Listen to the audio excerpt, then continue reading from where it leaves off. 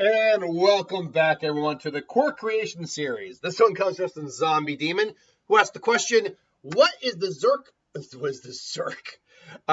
Combining Zombie and Quirk. What is the quirk of Ainz Ooal from Overlord? Ainz is a popular, very powerful character who can do pretty much anything. So creating a quirk for him is a little difficult, to say the least. The guy can literally do whatever he wants. First off, hero name would still be Ainz Ooal. He'd probably name himself after like a video game character because the world of Overlord, that's actually what I believe, if I remember correctly, the series. That's actually what the series kind of is.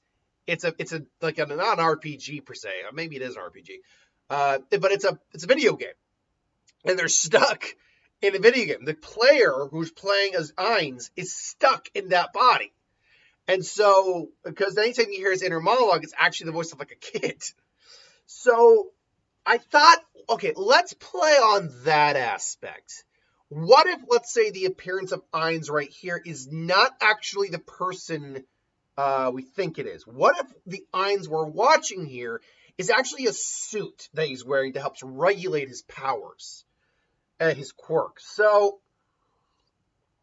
Ainz it takes the form in game of a lich, which is essentially a sorcerer skeleton who is incapable of dying unless you're able to find the piece of them that has their soul inscribed into it, more or less, and then say their true name. You're able to actually kill them.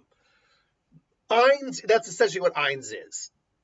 So my theory for what this quirk could be something along the lines of basically similar to like how other characters could absorb ambient energy. What if I don't actually remember the actual person's name, by the way, the actual character that plays Ainz. But what if he is constantly absorbing energy, not just ambient energy, but what if his body actually just absorbs like any energy around him, but only at a constant rate, but he can't stop it. It's something he can't turn off and regulate. And so what if he's able to, so even if he gets hit by like, say, like a giant fireball or energy blast, he's not able to completely stop it or anything like that. His body is still going to take some damage unless he uses like a healing capability, but he's constantly absorbing energy and using said energy for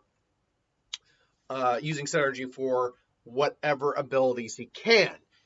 The application of his abilities all comes down to his imagination. Now, there's things he can't do that he can do in the actual show. He can't do any sort of time manipulation. He can't just summon weaponry from nowhere. That's not abilities he could theoretically do. But, I mean, unless he's creating, like, say, an energy lance or something like that, and doing that. I suppose that's what it would be within the realm of capability. But in theory, he can uses energy for creating fire. He's done that before, creating energy blasts, like concussive shockwaves, and standard energy blasts, while binding, creating earthquakes with his energy. As long as he can think it up and practically use his energy to create the effect, he can do it. But that being said, it's still an ability that, despite as powerful as it is, and it'd be extremely powerful for the My Hero world, it's an ability that comes with not necessarily a risk or a cost, but it's problematic because he can't turn the damn thing off. He technically doesn't have any limitations to it, but he also has to work at keeping the energy contained within him. Because even if he doesn't have any technical limitations, maybe he does, they're just so high he never got to him. Eventually he starts to like leak out energy unless he's focusing heavily on said not leaking of energy. Beyond that too, it's a matter of, so much energy. How do you control all of it? Practice makes perfect. But if he's constantly absorbing energy, he's never at a consistent amount where he can practice. And so, being a lover of video games and wanting a really cool, hero-based appearance, because he wouldn't actually be a villain, even though Ainz in the game is technically in the show, I should say, he's technically not the villain, but he's not a good guy either, because he does do a lot of conquering and he is a Lich Lord. So I don't actually know where Ainz falls in the category of characters in that show, to be honest. I've only seen bits and pieces. So I think because of all that, he would develop he'd have the like hero corpse or whatever start developing suits. He probably would have a suit developed very early on that would help absorb his energy and keep it at least somewhat stable and in check, or keep him from absorbing energy. That way he's actually has a stable amount to practice with and get better at. Now, as time progresses, the suit would evolve, and eventually you would get what you see here, what his Lich form looks like.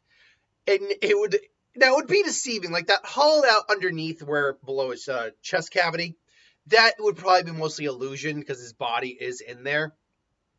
And like the skeletal arms, things along those lines, his arms would in fact be in there. A lot of it would be altered a little bit so his body could fit in there properly.